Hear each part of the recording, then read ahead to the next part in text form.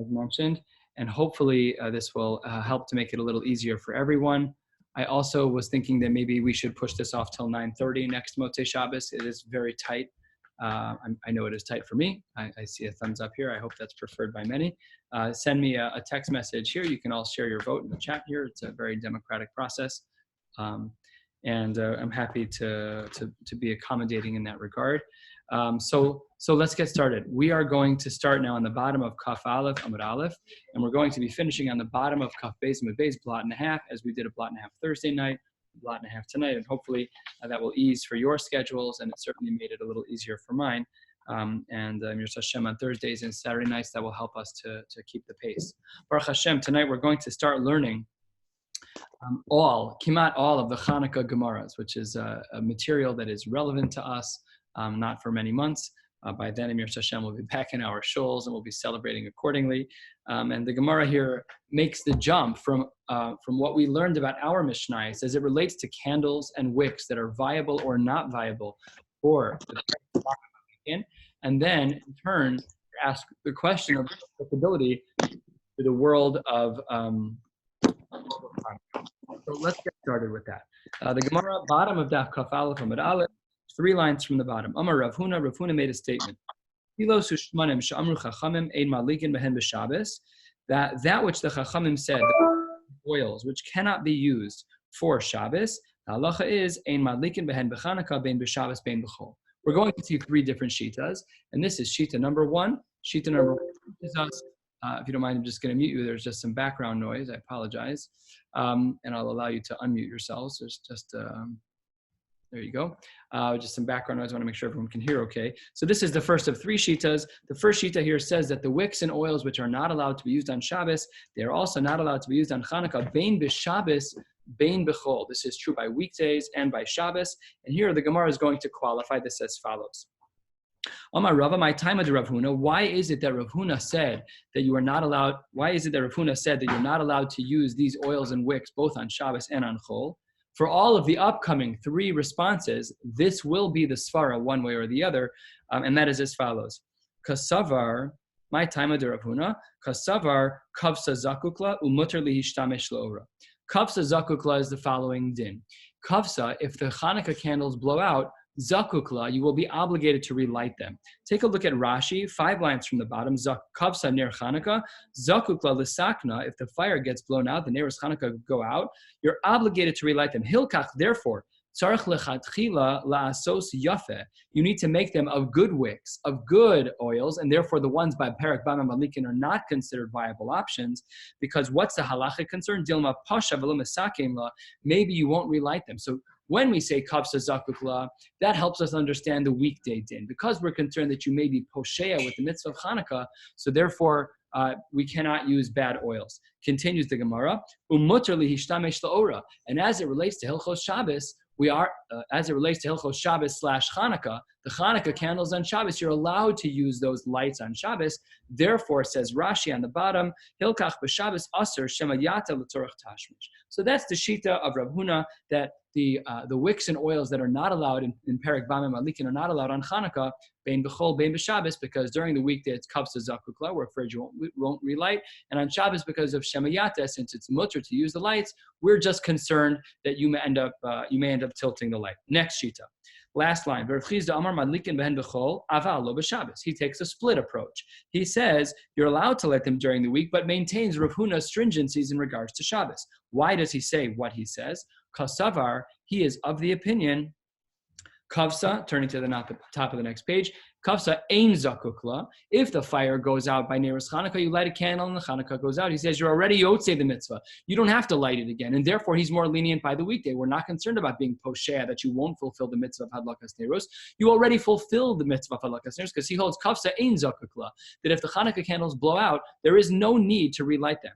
However, he still maintains the concerns of Rav Huna in answer. Number 1, umuter lihishtamesh laora, that the Chanukah candles, the lights of the Chanukah candles can be used on Shabbos, and therefore we still have the concern of shemayata. You may come to tilt the oil, and that would be a halachic problem. Amar Rav Zera, the third opinion. Amar Rav Zera, Amar Rav Masne. Some said it was in the name of Rav Masne. The Amrela, some say, Amar Rav Zera, Amar Rav, that which was listed in the beginning of Perek Sheni that we just learned a couple of days ago, that in Baba Malikin you cannot use certain oils and certain wicks, that which is not allowed there. Madlikin behen b'Chanukah, bein b'chol, bein b'Shabbos. The most lenient of opinions, a perfect opposite of Rav Huna. Weekday is permissible, and as well on Shabbos. How does that work? Of course, if you've been paying attention so far, you should be able to see the answer. Rav Yirmiyah, my tema de Rav. Why does Rav hold what he holds, that we're lenient both by weekday and by Shabbos? Answers the Gemara. Kasavar, he holds kavsa ein zakukla. The aser lishtamish laora. He holds number one kavsa ein zakukla, namely that once you light the candles, the second the majority of the wick is lit, you are yotze the mitzvah of Chanukah at a minimum, and you're done. And therefore, we have no concern of Shema Pasha, Dilma Pasha, that you're going to be negligent and not fulfill the mitzvah of the candle blew out. Once you light it, you're done. At the same time, he also holds leniently, that since you're not allowed to use the light of the Hanukkah candles on Shabbos, therefore there's no temptation to tilt the candles, and therefore you're allowed to use the oils and wicks that are not of the highest quality. That would be the ones that were listed in our Mishnah. And the negative, the oils and wicks that you're not allowed to use, they are allowed to be lit according to the Chanukah standards. That is how we paskin in Shulchan Aruch. The Shulchan Aruch writes, you can look here in the Mar Mekomos, it is listed here in Torah Shulchan Aruch, Sim Taf Reish Ayin Gimel. I was going to spend some time photocopying. It's a little bit of a longer blot. I don't want to keep you too long.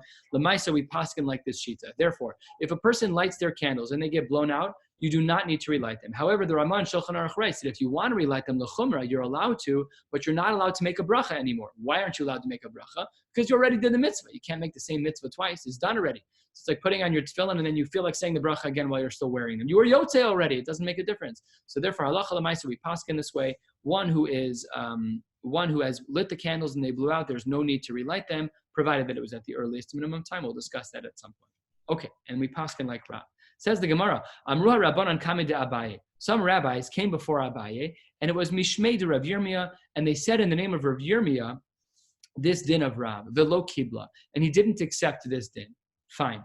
Next part of the story, he asa Ravin Amru Rabbanan Kame de Abaye Mishmei de Rav Yochanan. Rav Yochanan, the great Amor Rav Yochanan, a name greater than Rav Yirmiyah's name. So when Abaye heard the din of Rav and Rav Yochanan's name, then v'kibla, then he accepted it. But then he had regret and remorse that he didn't accept it the first time he heard it. Says the Gemara, Amar Izakoi Gemirte Lishmaise Meikar Nebuch. I wish I would have merited to accept the din the first time I heard it. Now Abaye was already a posek chashuv. People were coming to him with Torah. He wasn't a random Jew just kind of sitting in cheder as a little kid. And so then says the Gemara, V'ha Gamra. Okay, you could have learned it last year. You learned it this year. My nafkamina. Answers the Gemara, a very beautiful, a very important, and very psychological yesod, nafkamina, legirsa di yankasa. Girsa di yankasa is a phrase that literally means the learning of our youth. And there seems to be an understanding in the Gemara, and I'll divulge for just a moment, that the concept of girsa di yankasa is that the learning when you're younger is easier. But it doesn't mean objectively that when you're 10, that you can learn everything and then everything after that is done. No, it is a slope. It kind of tapers down. And therefore, the older we get, the more etched in stone we get. And therefore, the younger we are, wherever we are, we're still younger than tomorrow. The more we learn, the more we will allow it to impact us. This leads to one of the most fundamental aspects of learning Torah. And that is that if we are learning Torah and it's not changing our lives, there's something wrong with the way we're learning. It has to be able to impact us, just like it would something that we learned from the womb, something we learned as children. It has to seep into the bones. If that's not happening, there's something wrong with our hashkafa of learning. Girsa de Yankasa is a regular reminder of that. The things we learned when we were young, the things we learned at home, whatever the things that we learned when we were younger, those things typically stick a lot deeper. And we need to learn as much as we can to impact us as much as we can. That's why Abaye regretted, even though it probably wasn't that long, from episode 1 and episode 2, Rav Yirmiyah, he spoke to both people. Rav Yirmiyah, how far apart could they have been? Rav Yirmiyah was a third generation Amor. Rav Yochanan was a second/first. They could have been 30, 40 years apart. He felt that was a significant loss in his Girsa de Yankasa in having soaked up Torah at a younger age. Let's continue. The Gemara now questions the premise. We concluded v'kavsa ein zakukla. We concluded that if one lights the candle, there's no need to relight the candle. Asks the Gemara, uriminhu, always meaning two Tanaic sources contradicting one another. That we have a Tanaic source that says as follows: Mitzvasa. When is the mitzvah of Chanukah? Mishatishka hachama, from the time, literally, the sun is shokea, the time the sun goes below the horizon, ad shetichla regel minashuk, until people stop walking in the marketplace. Says the Gemara in assumption form. My love, doesn't this mean the ikavsa hadar madlikla, doesn't that mean that if you lit right after Shki and it blew out, you have to keep it lit until Achetich L'Regel Min HaShuk, and therefore you have to relight, questioning our presumption of Kafsa Ein Zakuk La? Maybe we do need to relight until it's Tich L'Regel Min HaShuk. Answers the Gemara, two possible answers. No, lo. The real answer is the ilo adlik madlik. The answer is that no, if you didn't light earlier, you still have a mitzvah to light until Achetich L'Regel Min HaShuk. This leads to a wild shita quoted by the Mishnah Brura, one which poses significant halachic questions, that the Mishnah Brura writes that if one comes home very late at night and they're trying to be yotzei the mitzvah of Hanukkah, they should wake someone up in their house. So the poskim have a very difficult time with this shita. The mitzvah of Hanukkah is a din d'Rabbanan, and the mitzvah of v'hafta l'recha kamocha is a din d'oraisa. So you're waking people up from their sleep. Sometimes it's hard for people to go back to sleep. How sensitive is that? That's a shayla. The Mishnah Brura does paskin this way, but it's ideal. Nevertheless, if one does light late at night, as long as it's, even if it's in your house, the halacha is that you're still yotzei the mitzvah even late at night until it gets to the morning. So that's answer number one, is that no, this brisa is not a contradiction that objects to the concept of kafsa ein zakuk la, because it doesn't mean that if it goes out you have to relight. It means that if you have yet to light, you still can light. The second answer, v'iname l'shi'ure, or no, all it means is that you have to have enough oil in the cup to tolerate the shear, the minimum shear in mishatishke achama. This is explicit in Rashi. See Rashi 5 lines from the top. Rashi l'shi'urei sheyehe bashemen kishir hazeh umihu im kafsa ein zakuk la, and therefore we maintain our original impression that Rav held l'halacha kafsa ein zakuk la. At the 2 dots right before the middle of the page, says the Gemara, ad shetich l'regel min hashuk. What does that mean? Ba'ad kama. What does it mean? Ad shetich l'regel min hashuk. Answers the Gemara, supply and demand. How do things work back in their culture? It's economics. Amar Rabba bar bar Chana, Amar Rav Yochanan, ad shekalia rigla de Tarmudai. The people of Tarmudai would sell twigs for firewood, dry wood that lit very easily and lit very well. Why were they selling that? Because it was dark. People were on their way home, and people had to find a way to keep their house lit at night and keep it warm. So they were selling wood. What were they doing? They were tapping the market. They knew that people were going to come home. They knew people were going to buy. They had a cash cow. It was the type of business that you'd invest in. Everyone was going to show up every night and buy. And they were out later than everybody else. And because of that, we use them as the standard. Because what does it mean when the Tarmudai are no longer on the streets? It means no one else is on the street buying firewood. Therefore, the night was over. And that's why we use them as the standard. Next 2 dots. Tan Rabbanan. Famous brisa. Mitzvahs ner Chanukah, ner ishu beso. 1 candle for a household. V'hamehadrin, what is the next level up? The minimum requirement is 1 candle, one per household. V'hamehadrin, ner l'kol echad ve'echad. Each person in the household will have to light their own candles. Of course, this leads to the well-known shaila of whether or not women in the household light. How strong is the concept of ishto kegufo? Is it a full extension? Is it not a full extension? If a woman wants to make a bracha, is it a bracha levatala? Is she allowed to make a bracha if she wants? Little kids, how old is the age of chinuch? Girls above the age of 8 or 9, which is usually the age of chinuch. Married women, shitas lakan ulakan. What if somebody grew up lighting and now they're married and their husband holds differently? All of these are shilas to ask your local Orthodox rabbi, but they would all be woven into this sugya right here. That's level number 2. Is mahadrin ner l'kol echad ve'echad. Mahadrin mina mahadrin. That is a machlokes tanaim, probably the most famous machlokes Beis Shammai Beis Hillel in all of Shas. Beis Shammai omrim yom rishon madlik shmona mikan ve'elech pachos ve'holech. Beis Shammai says on day 1 we light 8 and we decrease 1 each night. Uveis Hillel omrim, they hold differently. Yom rishon madlik achas mikan ve'elech mosif ve'holech. No, we increase, and we're going to see why. Amar Ula Pligi Batrei Amorai b'Ma'arava. 2 Rabbanim in Eretz Yisrael, we've seen them a number of times throughout brachos already. They argue. Rabbi Yossi bar Avin, Rabbi Yossi bar Zvida. Chad Amar Taima de Beis Shammai Keneged Yomim Hanichnasim. They look at the number of days left. There's 8 days left. We'll start at 8. Detract. Next day, there's only 7 days left. 6, 4, 5, 3, 2, 1. The time of the Beis Hillel Keneged Yomim Hayotzin, the days which we have already accomplished. Day 1, day 2, day 3, day 4, day 5, and all the way up to 8. That's one approach that they say the machlokes is based on. The other of these Amoraim. The other of these Amoraim say, difficult answer, I'll explain in a minute, according to the fruits of the holiday. The time of the Beis Hillel, the Malin B'Kodesh Ve'en Moridin, famous answer. Malin B'Kodesh Ve'en Moridin means that we increase in Kedusha, we don't go down. We're looking upwards at Hanukkah. We don't say that day 1 is holy or Rahman al-Islam. Every day increases in Kedusha. Okay, that answer we understand. Let's go back 1 line. What does Beis Shammai mean by Pri HaChag? This, the Maharsha here spends a little bit of time on. The Maharsha here writes that this is connected to the korbanos of the 70 korbanos that were brought to prevent us from the from the negatives of the Umos Ha'olam. This is found right here on in the Maharsha in Daf Kaf Aleph Amud Beis in the Chidushi Agados, and there he writes that there were 70 korbanos that were brought, and they brought 13 and then 12, 11, 10, 9, 8, 10, 5, 4. There's 13 factorial, and that totaled 70. And then basically what happened was as follows: because over there it was out of the ordinary, we were accomplishing what we needed to do derech nes. So therefore we counted from 13 a day korbanos to 12 a day, to 11, 10, 9, 5, 4, 3, 2, and then here too, we're doing the same exact thing. What are we doing? We're looking at the miracles of the day. 8, 7, 6, 5, 4, 3, 2, and the Maharsha adds that when they looked in that first Pach Shemen, it was broken up miraculously into 8 sections. Each one, we used 1 section a day. How many sections are left pre-Hachag? Just like we counted from the largest to the smallest, so too we do the same by Hanukkah, both derech nes, 8, 7, 6, 5, 4, 3, 2, 1. That is the opinion of Beis Shammai, according to the second of the Amoraim, that it is predicated on pre-Hachag. Very good. That brings us to the opinion of Rabbi. Amar Rabba. Rabba said, and this is how we conclude in regards to the logic of either of these opinions, and that is as follows. Says the Gemara, Amar Rabba bar bar Chana, right about halfway down toward the end of the line, Amar Rabbi Yochanan, Shnei Zakenim hayu b'Tzidan. There were 2 Jews who lived in Tzidan. We just saw this city listed in one of the cities that you can go to Tzohar to Tzidan on a boat, even on Erev Shabbos, because the locations were very close. The city's mentioned again. And in Tzidan, there were 2 Zakenim. Achad asa keBeis Shammai. One of them at the time held like the sheet of Beis Shammai. How could you do that? Good question. I in the Rishonim. Ve'echad asa kedivrei Beis Hillel. Zeno sein tam ledvarav keneged pri hachag. He said the actual reason of Beis Shammai was because of the pri hachag, this beautiful Maharsha where we extract from the halachos of Sukkot, the halachos of Chanukah. Zeno sein tam ledvarav de Malam Kodesh ve'Morid, and that Beis Hillel really held of his reason was because of Malam Kodesh ve'Morid.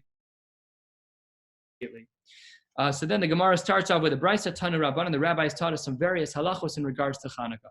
Here is what the Brisa says. It's a Tosefta, actually. This is a Tosefta. Yeah, it's in Maseches Sofrim. And here's what it says. Ner Chanukah, mitzvah l'hanich al Pesach beiso mibachutz. The candles of Chanukah, there is a mitzvah to place it on the doorway toward the outside. Someone lives in an apartment building. You put it in the window closest to the public thoroughfare. And we rely on this all of the time. What we learn from this halacha is that if b'shas sakana you're yotze, that's true all the time. It's a minimum in halacha. You're allowed to light inside your home even if the public doesn't see. Amar Rava, a side din that Rava mentions here, we need to have an extra candle so that we can be mishtamish for the ner. This is where we get the concept of having a shamish from, and this is quoted Ladina. One should try to have a shamish. My particular menorah, the holder of the shamish is missing. So that would be problematic, except that thank God there are other neros in the house and there are other shamishin to rely upon, so that would be okay. It says the Gemara, if you have another fire in the home that's supporting your light in the house, then it's okay if your particular candle only has the actual halachic 1 through 8 candles without a shamish, no problem. And then as the Gemara, if you are an adam chashuv, so then in and of itself, that person should have their own candle for chashivus. It says the Gemara, this person should have their own candle no matter what, even if there are other candles, because that person is chashuv. Says the Gemara 2 dots, about 3/4 of the way down. My Chanukah, also very well known. What is the history of Chanukah? Where did it come from? What is it all about? The Tanu Rabban and the rabbis have taught us. Rabbis have taught us as follows. B'kafei b'Kislev, on the 25th of Kislev, those are the Yomi de Chanukah, those are the days of Chanukah. T'manya inun, there are 8 of them. Delola mispad behon, there are no hespedim on those days. Udelola his anos behon, and we are not allowed to fast on those days. Shekishenichnesu Yevanim lehechal, when the Yevanim, when the Greeks entered into the Heichal, into the Heichal, the main place where there was the menorah, not the Kodesh HaKodashim where the Aron was, but in the Heichal, just not the holiest place where the menorah was. Kol hashmanim shebeheichal, timu kol hashmanim shebeheichal, they made all of the oils in the Heichal impure. Ukshegavra malchus beis chashmonai v'nitzchum, and when the beis chashmonai won, and they were victorious, Badku, they checked in the Heichal, and they found 1 jug of oil that still had the signature of the Kohen Gadol on the Pach Shemen that guaranteed that it was halachically kosher. But it was only 1 jug. There was a miracle that took place. And it lasted 8 days, Baruch Hashem, and that led to the miracle of Hanukkah as we know it. And then says the Gemara, Lashona Acheres, another year, Kiva'um ve'asom yamim tovim b'halalu v'hoda. Another year, why does it say Lashona Acheres? Were they not celebrating this day? Did they not say Halal this day? Was there no miracle right now that they celebrated? Good question. Look in some of the history books for different opinions. Kiva'um ve'asaum, they made that in future years a day of Yontif with Halal and Hoda. Very good. A diuk here that it's Bahalal Behoda. That's why we say Al Hanisim in Hoda, because it's Lakar Satova and Anes. That's why we put it in that particular place in the Shmona Esrei. Okay, we're officially starting a new blot. This will be blot Daf Kaf Beis. Tanan Hasam, we have a Mishnah getting into some of the halachos of Nezikin. Gates, if there was a spark, Hayotze mitachas hapatish. I'm a hammer person. I'm just going to take a hammer. I'm banging on things. I hit a nail. I hit a piece of metal, whatever the case may be. And a spark jumps out.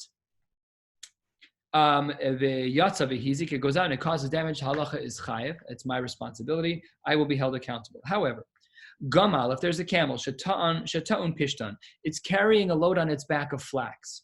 Who over b'shus haravim, and he's walking in a public space. However, his camel is so overladen, that when he was walking, there was so much flax that it kind of eked into one of the entryways of a store. Vidalka benero, and it caught on fire. Shel chenbeni, v'hiblikes habira. It caught fire from a candle of a store owner inside the property of the store owner, and that caused for a big fire. So then the halacha is bal hagamal chayev. Meforshim explain as it relates to the world of nezek, the reason why you're chayev is because your animal has too much going on. It's too busy. You've got too much there. It should not be so large that you're increasing into other people's properties. That's your responsibility. And therefore, al nezikin, you're going to be chayev. So continues this Mishnah. By the way, as it relates to Mishnayos of Reb Shimon of Rabbi Yehuda Hanasi, this is the only Mishnah in Shas that mentions Hanukkah. Everything we've quoted so far have been Brises and Toseftas and Medrashei Chazal. But as it relates to Rabbi Yehuda Hanasi, this is the only singular Mishnah that refers to Hanukkah. We'll see shortly where it is.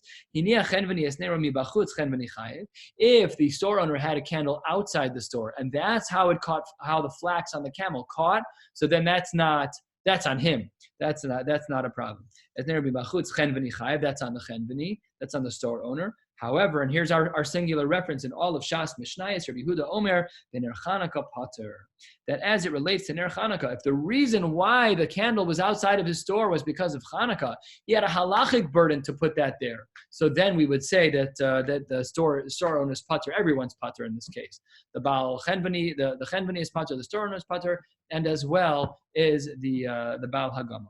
All right. The Gemara now makes a diuk in this last opinion of Rabbi Yehuda. Rabbi Yehuda said, if the camel driver has some flax on his camel, he's driving through the city, and he's not, the load is a normal size load, he's carrying a regular flax, but it protrudes a little bit. Someone lit Hanukkah candles and it catches on fire. Pater. Says the Gemara, crazy line.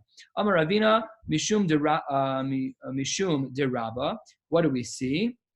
In the name of Rabba, Zos Omeres Ner Chanukah mitzvah lehanicha b'socha sara.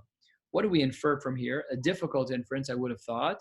What we infer from here is that the mitzvah of Hanukkah is to light within 10 tefachim from the ground, 40 inches approximately. Let's assume every tefach is about 4 inches. One should light within 10 tefachim, about 40 inches from the ground. Where does he get this from? That's not at all what they were talking about. Says the Gemara as follows. Because if, in fact, he was lighting above 10 tefachim, then the camel driver could have said, he could have argued, you, the store owner, you should have placed it way above my camel. Why do you have this thing in the middle at 15 tefachim? The haraya must be that it's lit low. Oh, okay, interesting diuk.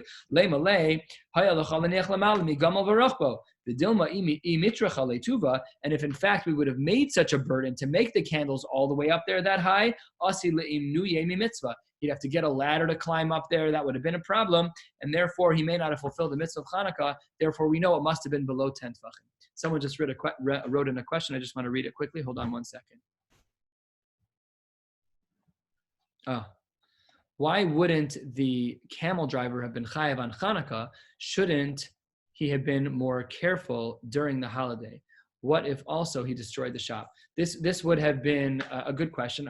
One is a halachic answer as it relates to is a halachic answer as it relates to general nizakin, which is Gemara ben nizakin pater. Is it grama ben nizakin pater? When you have a case of grama, it's accidental damage. Why are we assuming it's an accident? Well, it wasn't on purpose for sure, and we would assume that it's grama different than the other cases because this candle actually had a right to be there. The other possibility is an answer more related to Hanukkah, is that because it's Hanukkah, maybe the Bala Gamal should have been more aware of the fact that it was Hanukkah. If he's a goy, there's no discussion of nizakin to start with. He's not going to be paying anyways halachically. It has to be a yid. The yid should have known it's Hanukkah. Maybe he should have been a little bit more aware. Something along those lines, although I did not see a specific answer, I'm just projecting that something along those lines would have been an answer.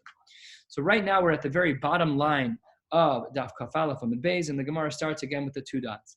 Amar Rav Kahana Dorash Rav Nasan Bar Min Yomi Mishmei Rabbi Tanchum, turning to the top of Kaf Beis Amud Aleph. Ner Shel Chanukah Sheinicha Lamala Mikaf Ama Psula Kesuka Uchem Mavui. If a Hanukkah candle is placed above 20 amos, the halacha is that it is puzzle, just like we have by Sukkah and just like we have by Mavui. Those two Mari Mikomos, the first Mishnah on Sukkah and the first Mishnah on Eruvin, indicate that a Sukkah would be puzzle if it's above 20 amos, and in Eruvin it says that an Eruv would be chayav. You have to be mamayit, you have to lower it, otherwise it would not be considered to be kosher.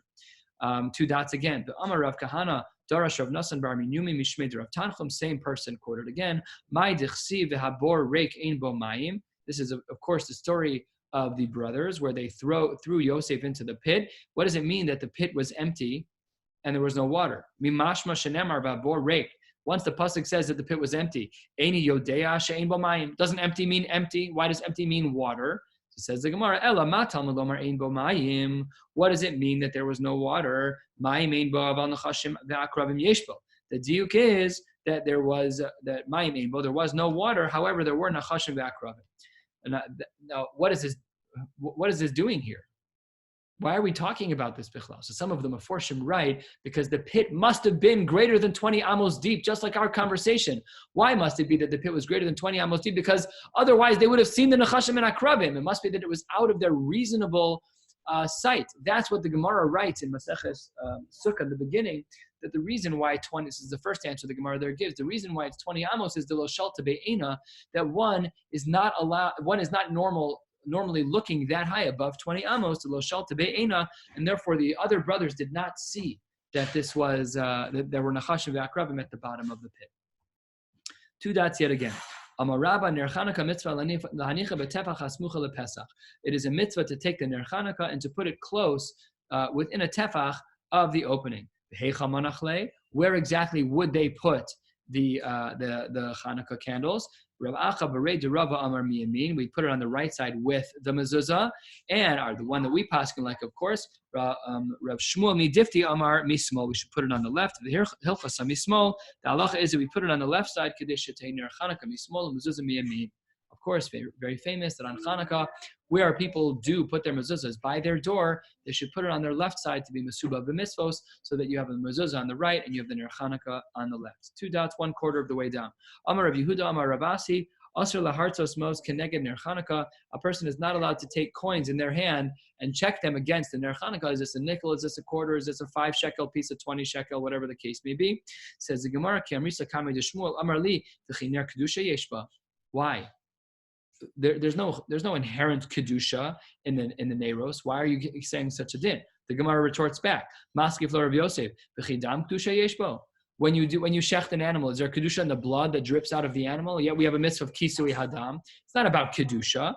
The Tanya, the Brisa tells us, v'shafach v'kisa.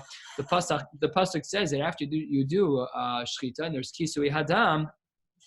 So then we have to make sure, after there's blood on the ground with shafach, you've spilled the blood, the halacha is v'kisa. B'mashe shafach yechase. We should cover the blood with our hands, that which did the shchita. Shelo yichasenu b'regel. It's a bizui. We don't do that. Shelo yehe mitzvos bizuyos alav. Therefore, so too by the mitzvos of ner Chanukah, even though it's not kadosh. It's not like the menorah in the Beis Hamikdash, even though it's not kadosh. However, because mitzvah, we don't want to have mitzvahs bezuyos alav. So therefore, what we do is we try to cover it. We cover obviously the blood properly. And when it comes to the candles, we don't look at candles. We don't look at coins. Right near the candle. So the Gemara here continues, Hachanami here too, in our case of the Hanukkah candles, Shelo Yehu mitzvos bezuyo salav, so that there's no bizui mitzvah. 2 dots middle of the page. Rabbi Yeshua ben Levi, Mauli stapek minoi sukkah kol shiva. What is the din in regards to benefiting from the decorations in a sukkah? Can you benefit from them all 7 days? Amar le, hare amru, we learned already by Hilchos Chanukah. Aser lahartzos mos keneged ner Chanukah. So just like by ner Chanukah, you're not allowed to benefit from the candles because it's a bizui mitzvah, so too you cannot benefit from the sukkah. Now the Gemara has a little bit of a fit. Amar Rav Yosef, Mare de Avram. Mare de Avram is like a catchphrase of like, what are you talking about? Take a look at Rashi. Tibra Maschil, Mare de Avram, about 10 lines down. Lashon Tmiyahi, a language of wonderment. What are you talking about? Tali Tanya b'delo Tanya. You're answering me a question about a brisa from the Hanukkah world where you said it's Asr lahartzos mos keneged ner Hanukkah. That's not even a brisa. That was said by an Amora. Don't answer me a question from a brisa from an Amora. That's generationally backwards. Don't answer me a question from a brisa. That's ridiculous. Sukkah Tanya, your case of Sukkah is quoted in a brisa. Chanukah lo Tanya, but by Chanukah, the din of Asr lahartzos mos keneged haner, that was not in a brisa at all. That was an Amora. You're comparing apples to oranges. You cannot learn from there. De Tanya. What's the brisa that we see about decorations in a sukkah? Sichacha kehilchasa. You covered the sukkah properly. And then v'itra, you decorated it perfectly. B'kramim u'v'sadinim ha'mitzuyarim, you're covering it with beautiful linen, and it's all decorated. V'tala ba'egozim, you've hung different nuts from the top. Atop afarsekim, our peaches, shkedim, our almonds, urimonim, our pomegranates, ufarchile anavim, clusters of grapes, v'atros shel shibolim. You have these collections of wheat, yenos, shemanim, v'siltos. You have jars of wine, of oil, and of flour. And all of them, asr listapek mehen ad motzei yom tov ha'achron shel chag. That's a halacha. We already know from a brisa that it's asr. You can't tell me an answer from Chanukah. It's not even a brisa. Finalizes the last phrase of this brisa by Sukkah. If you made a condition that you could use some of them, for example, if I run out of flour, then I can reach up and unscrew the jar and take, fine, no problem. You make a condition, you can use them, that's totally fine. Therefore, because that's from a brisa, you cannot learn from Chanukah. Ella, what does the Gemara answer? How do we answer from the case of Noi Sukkah, the decorations of a Sukkah? Answers the Gemara. Rav Yosef, Avuhon dechul hudam. We learn everything from Kisui Hadam, and just like over there, we don't want to have a Bizui Mitzvos, and that's a pasuk in the Torah and in the brisa. We therefore answer our case of Noi Sukkah from Kisui Hadam and not from Chanukah. Itmar, 2/3 of the way down. Rav Amar ein madlikin miner lener. Shmuel Amar madlikin. Rav says that when it comes to Neiros Chanukah, you are allowed to light that you are not allowed to light from one candle to the next. Let's say you're lighting, it's night number 2, and you lit candle number 1. You cannot light from there to the next candle. You need to use some other kind of shamish. However, Ushmuel Amar madlikin. He says you are allowed to light from candle to candle. There are going to be now 3 machlokos total. We've learned 1. Here's the second machlokos, Rav and Shmuel. Rav Amar ein matirin tzitzis mi beged lebeged. I cannot take off the tzitzis from one beged and put them on another. Ushmuel Amar matirin mi beged lebeged. That you are allowed. Third machlokes. Rav Amar ein halacha k'Reb Shimon b'greira. Rav says that we do not hold like Reb Shimon as it relates to greira, dragging a bench across the grass. I'll explain in a moment. Ushmuel Amar halacha k'Reb Shimon b'greira. We do hold like Reb Shimon as it relates to dragging something across the grass. What is this talking about? This is talking about a famous machlokes between Rabbi Yehuda and Reb Shimon in regards to what is referred to as davar referred to as sorry, I just blanked on it. Davar sheish l'matirin is not what it's called. No, sorry, I just blanked on it. Let me look in the Rishonim here. Sorry, Davar she'enu miskaven. Excuse me, I apologize. Davar she'enu miskaven is a big machlokes between Rabbi Yehuda and Reb Shimon. And the din is as follows. Let's say I'm doing an action that's otherwise mutter. But sometimes, not all the time, sometimes that leads to an isser to take place. Let's say I'm dragging a bench across the grass. Periodically, it leads to creating a ditch in the grass, and periodically it doesn't. So that's a machlokes in the Rishon, in the Tanaim. Rabbi Yehuda holds that it's aser, and Reb Shimon holds that it's mutter, not putter, but completely mutter. We paskin, like Reb Shimon, that davar she'enu miskaven is mutter. So just as a classical example, let's say that I'm playing, sitting there and I'm kind of bouncing a ball off the wall, and it's on the same wall that has a switch. but it's not near the switch, and I'm not trying to hit the switch, not even with an ulterior motive. It's not like my light's on in my room and I want to go to bed and I'm trying to find a way to turn. That's for sure usher. But I'm just sitting there playing catch and there happens to be a switch there. If it is not your intention, and if it is not the case that it will definitely turn off that light, that's called davar she'eino miskaben, and that is halachically 100% mutter. So that's the machlokes here, and this is the machlokes between Rav and Shmuel. Do we hold like Reb Shimon or not? Rav says we don't. Shmuel says we do. Amar Abaye kol mile demar avid kirav. In every case, we follow like Rav in general. Lebar mihani tlas to avid kishmuel. We follow like Shmuel in all three of these cases. Madlikim iner lener matir mi beged lebeged v'halacha Reb Shimon ben Greira. We follow like all three of those shitas. And what is a brisa to explain the third case? Tanya Reb Shimon Omer gorer adam mita kise v'safsal. A person is allowed to be gorer, to drag a bed or a chair or a bench. Ubilvad shelo yiskaven la'asos charetz. It has to be that it isn't your intention to create that ditch in the ground. If it is your intention, that is absolutely problematic. If it isn't your intention, then it is completely and totally fine to do, because we paskin like Reb Shimon that one is absolutely allowed to drag that. And it's not a problem as long as it wasn't your kavanah.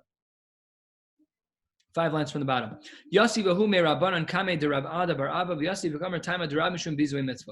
According to this first approach, the reason for all of the shitas of Rav is because of bizui mitzvah. You're doing something that's a bizui. It's not right. It's not nice. Let's just use the example that we're going to speak about at length right now.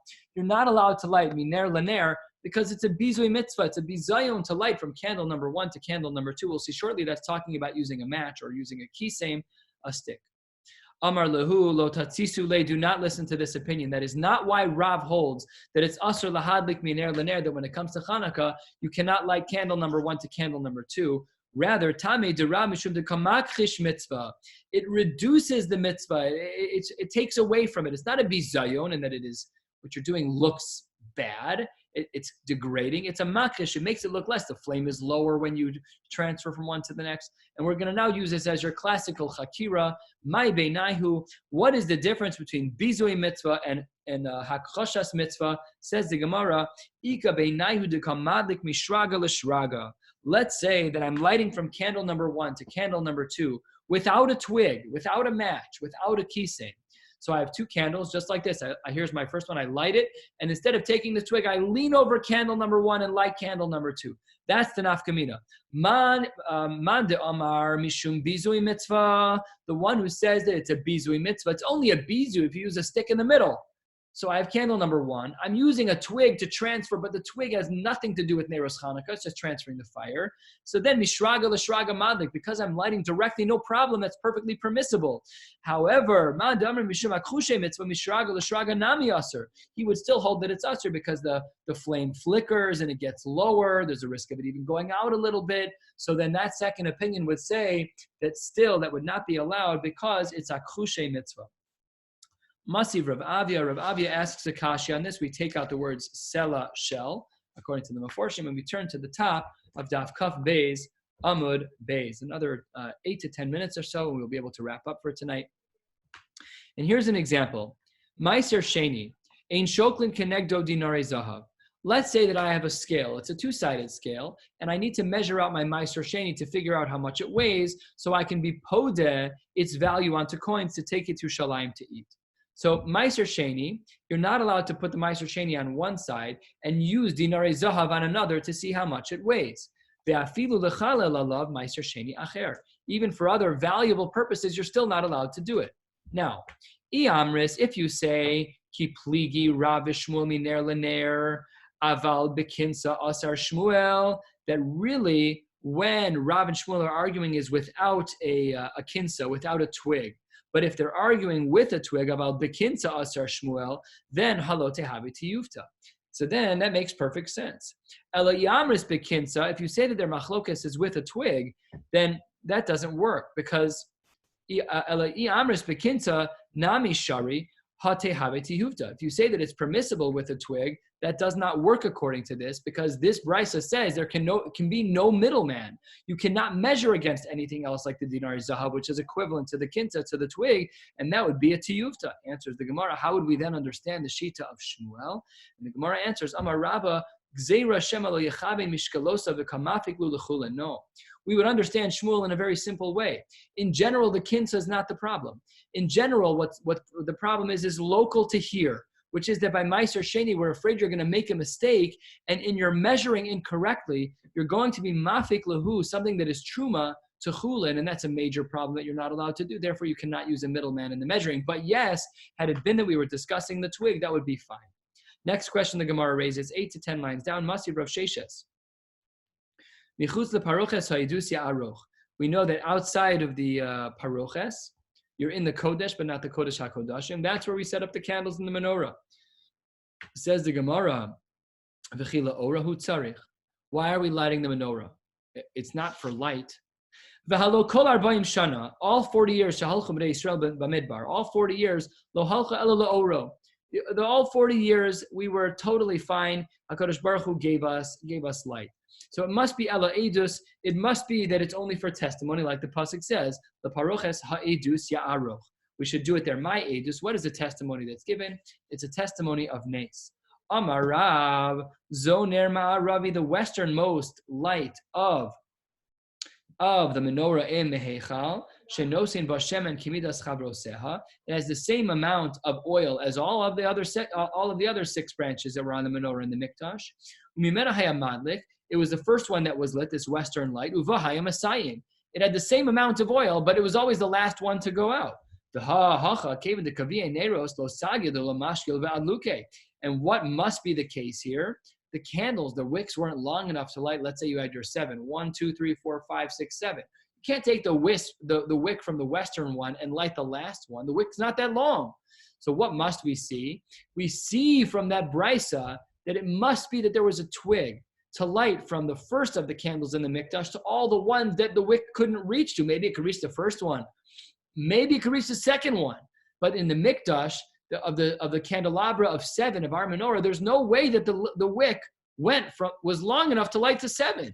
So what do we see? It must be that you can use a kinsa, that you can use a twig to go from one candle to the next. So this, says the Gemara, Kasha, Bein Laman Amr Bizui Mitzvah, Uvein Laman Amr Akushe Mitzvah. This argues everybody, because it doesn't work according to anyone. It doesn't work according to Rav. It doesn't work according to the opinion that says that Rav held Bizui Mitzvah because you have to use a twig to light candle number 7, because there's no other way to light candle number 7. And it doesn't work according to a Kushe Mitzvah because he would have said it was a problem even without a twig. Tirgama Rav Papa the peacemaker, we just saw this a blot ago. Don't worry, everything's okay. It must be that it was Bipsilos Arukos. What I just said was impossible, he says is the case. It must be that the the wick, was extremely long. And you could literally hold the wick from one and light number 7. That works perfectly according to the answer of Bizui Mitzvah. Says the Gemara, if you're saying that even lighting from one candle to the next is considered a hakashas mitzvah, kasha, still a problem. Answers the Gemara, you're taka right. Kasha, that is correct. My Havayallah, we're going to begin this sugya tonight but not finish it. How do we paskin in regards to Rav? Do we say that Rav's answer was because of Bizui Mitzvah or because of hakashas mitzvah? That depends on another sugya entirely. Amar Rav Huna Bered Rav Yoshua. We cannot answer this question of whether Rav was based on Bizui Mitzvah or Akashas Mitzvah until we learn the following sugya. Chazena, let's see. Do we say Hadlaka Ose Mitzvah Madlikin Miner Liner, that if Hadlaka is Ose Mitzvah, that the lighting itself, once it's lit, the mitzvah is over, irrelevant of the location. For example, let's say I'm holding it in my hand and I'm in my dining room and I light it. Okay, so hadlaka osa mitzvah, I'm done. So then maybe we could say madlikin miner l'ner, or v'i hanacha osa mitzvah, or whether the placement makes a difference, and if it's lit initially in the wrong place and then I move it, so then ein madlikin miner l'ner. Let's see, di'ibaya lahu. This was a kasha among the rabbanim. Do we say hadlaka osa mitzvah or hanacha osa mitzvah? Which one is it? And we can't answer the question of how Rav held until we have clarity on this. We'll give 2 approaches tonight, and then we'll wrap up, and we'll pick up again tomorrow night. Tashma. The Amar Rava says, Hayatafus ner Chanukah, the omeid, lo asa v'lo klum. We have a brisa that says, if I'm standing up lighting my ner Chanukah, lo asa v'lo klum. What does that teach me? Shma mina hanacha osa mitzvah. What seems to be the case? that if I'm standing there and I'm holding my Ner Chanukah and it wasn't put down yet, if lo asa v'lo klum, it must be that we hold hanacha ose mitzvah. Why? Because I haven't put it down yet, and lo asa v'lo klum. Perfect. Wonderful assumption. Says the Gemara, no. No, it might be that it's still hadlaka ose mitzvah, but you have a built-in challenge with standing there holding it, and that is hasam haroe omer letzorcha hu denakitle. The one who sees it will say, you haven't done a mitzvah yet, you're just carrying a candle around because it's dark. What's wrong with that? No pirsume nisa. No pirsume nisa. That's the whole mitzvah of Hanukkah. So no, maybe it's not the case that we say hanacha ose mitzvah. Maybe it's hadlaka ose mitzvah, but never, what can you do? People think you're just holding a candle for the dark. So we can't learn anything from here. Let's try one more time. Tashma de Amar Rabba, he lika bifnim v'hotzia lo asa klum.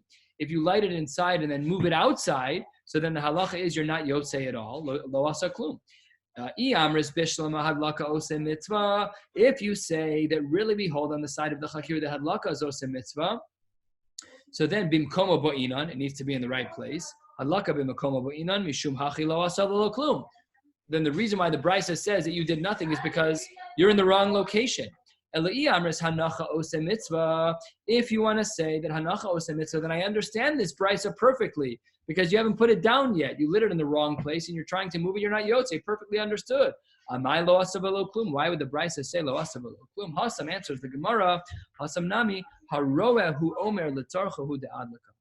And therefore, it's not clear from this Brisa that we hold hadlaka ose mitzvah or hanacha ose mitzvah. We don't know which one yet, and because of that, because we don't know the answer whether we say hadlaka ose mitzvah or hanacha ose mitzvah, we also cannot answer the question of how Rav holds what he holds. Is it because of bizui mitzvah, or is it because of akhushe mitzvah? We'll wrap up here. I will be sending out audios nightly like we did before, or Hashem, and we are going to continue tomorrow night from Tashma at the bottom of Kaf Beis, Amud Beis.